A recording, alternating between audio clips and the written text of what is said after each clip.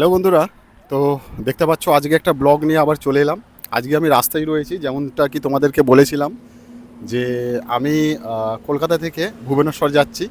আর যাওয়ার পথে এই রয়্যাল গ্যালাক্সি হোটেল, এই হোটেলে আমি বেশিরভাগ খাওয়া দাওয়া করি দুপুরবেলায়।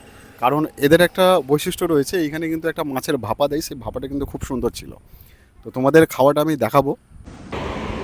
দেখো, এটা আলু ভাজা, তার পাশে একটা শাকের তরকারি, তারপর একটা চচ্চড়ি ছিল, একটা সবজি রয়েছে, পেঁয়াজ লঙ্কা, ডাল ছিল, পটল আলুর তরকারি, মাছের কালিয়া ছিল, আর এইদিকে একটা পটলের তরকারি ছিল।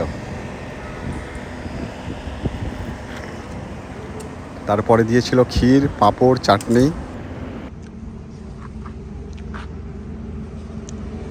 এদের খাওয়া দাওয়াটা খুব ভালো, খুব পরিষ্কার পরিচ্ছন্নতা।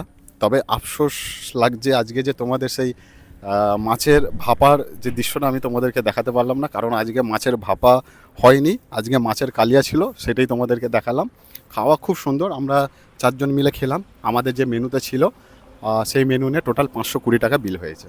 এটা ঠিক বেলদা ঢোকার আগে, যদি খড়গপুর থেকে আমরা বেলদা যাই, বেলদা যাওয়ার আগে ঠিক 9 কিলোমিটার আগে royal Galaxy hotel and restaurant, দেখে নাও, একদম হাই রোডের গায়ে এটাই।